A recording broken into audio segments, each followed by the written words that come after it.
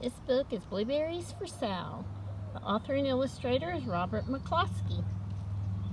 See, this book got a Caldecott honor with the beautiful pictures.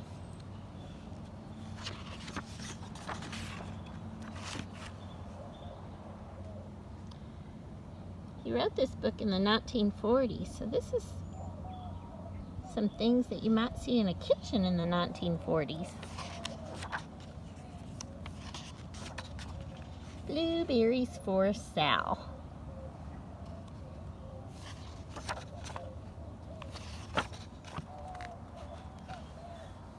One day, little Sal went with her mother to Blueberry Hill to pick blueberries.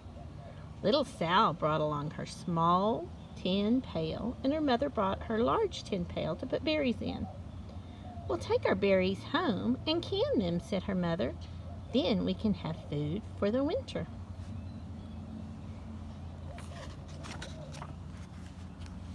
Little Sal picked 3 berries and dropped them in her little tin pail. Ker-plink, ker-plink, ker-plunk. She picked up 3 more berries and ate them. Then she picked more berries and dropped 1 in the pail. Ker-plunk. And the rest she ate. Then little Sal ate all 4 blueberries out of her pail. Her mother walked slowly through the bushes, picking blueberries as she went and putting them in her pail. Little Sal struggled along behind, picking blueberries and eating every single one. I've picked blueberries before, and I was a little bit like little Sal. I munched on them while I was picking them. Little Sal hurried ahead and dropped a blueberry in her mother's pail. It didn't sound kerplink, because the bottom of the pail was already covered with berries. She reached down inside to get her berry back. Though she really didn't mean to, she pulled out a large handful because there were so many blueberries right up close to the ones she had put in. Her mother stopped picking and said, "Now, Sal, you run along and pick your own berries. Mother wants to take her berries home and can them for the winter."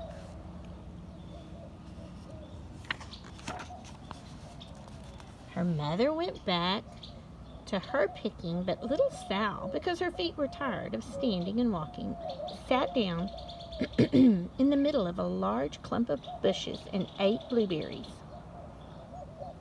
Look how little Sal's picking those berries.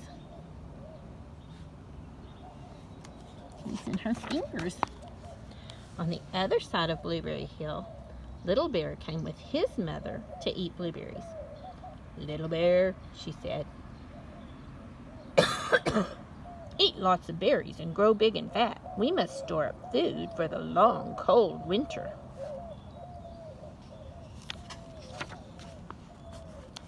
Little Bear followed along behind his mother as she walked slowly through the bushes, eating berries. Little Bear stopped now and then to eat berries. Then he had to hustle to catch up. Because his feet were tired of hustling, he picked out a large clump of bushes and sat right down in the middle and ate blueberries. Remember, Sal used her fingers to pick the berries? Look how Little Bear's getting the berries. Do you think his paws would work as good to pick berries? He found a different way to get them. Over on the other side of the hill, little Sal ate all the berries she could reach from where she was sitting. Then she started out to find her mother. She heard a noise from around a rock and thought, "That's my mother walking along."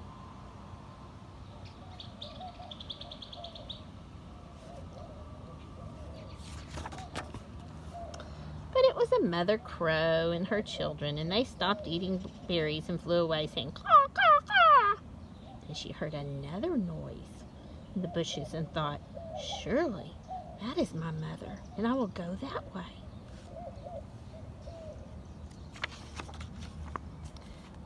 But it was Little Bear's mother instead. She was tramping along, eating berries, and thinking about storing up food for the winter. Little Sal tramped right along behind her.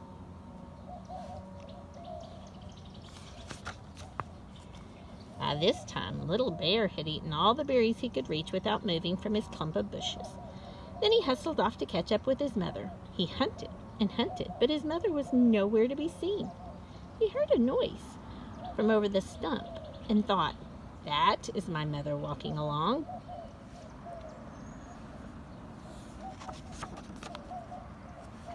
But it was a mother partridge and her children. They stopped eating berries and hurried away. Then he heard a noise in the bushes and thought, "That is surely my mother. I will hustle that way." Partridges are a kind of bird.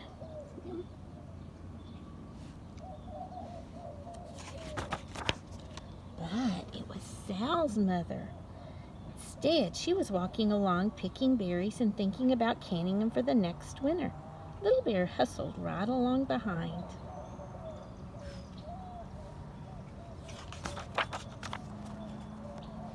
This is one of my favorite pictures in the book. Little Bear and Little Sal's mother, and Little Sal and Little Bear's mother were all mixed up with each other among the blueberries on Blueberry Hill.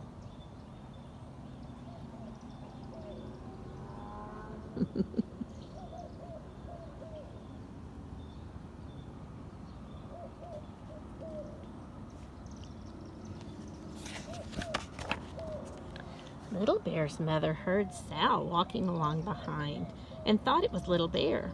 And she said, "Little Bear, eat all you can possibly hold."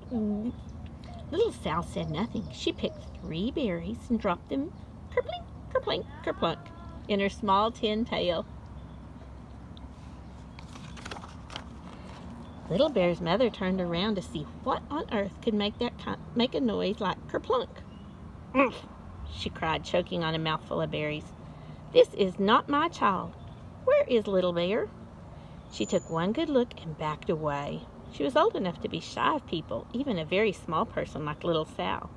Then she turned around and walked off very fast to hunt for Little Bear. Little Sal's mother heard Little Bear tramping along behind and thought it was Little Sal. She kept right on picking and thinking about canning blueberries for next winter. Little Bear padded up and peeked into her pail. Of course, he only wanted to taste a few of what was inside, but there were so many, and they were so close together that he tasted a tremendous mouthful by mistake. "Now, Sal," said Little Sal's mother without turning around, "you run along and pick your own berries. Mother wants to can these for next winter." Little Bear tasted another tremendous mouthful and almost spilled the entire pail of blueberries. Little Sal's mother turned around and gasped, "My goodness, you are not Little Sal! Where is my child?" Little Bear just sat munching and swallowing and licking his lips. Little Sal's mother slowly backed away. She was old enough to be shy of bears, even very small bears like Little Bear. Then she turned and walked away very quickly to look for Little Sal. She hadn't gone very far before she heard kerplink, kerplink, kerplunk. She knew just what made that kind of noise.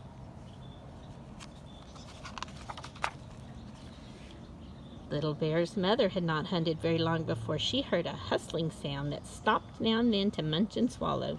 She knew just what made that kind of noise. Little Bear and his mother went home down one side of Blueberry Hill, eating blueberries all the way and full of food stored up for the next winter. And Little Sal and her mother went down the other side of Blueberry Hill, picking berries all the way, and drove home with food to can for next winter. A whole pail of blueberries and 3 more beside.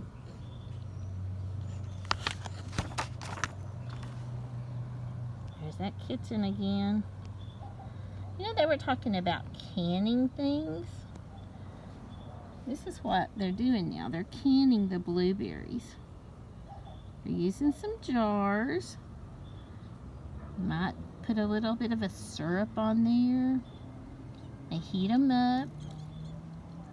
Then they'll seal the lids really good so that they stay fresh all winter long.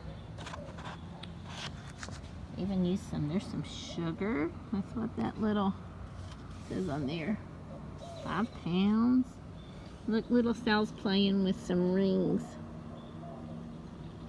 I brought a few things out here that kind of have some things canned in them. This is some jam. And these are some jars like you would use to can things. And then this is kind of fun. Those little rings little Sal was playing with. They use those to seal the jars really good. So look, he made a little bracelet out of them. Isn't that fun? Sometimes we often see these more often. The kind with this kind of lids on them. To seal them really good. That was the way they used to put up some extra things that they might find in the summertime for the next winter. I hope you like that book. I love that book.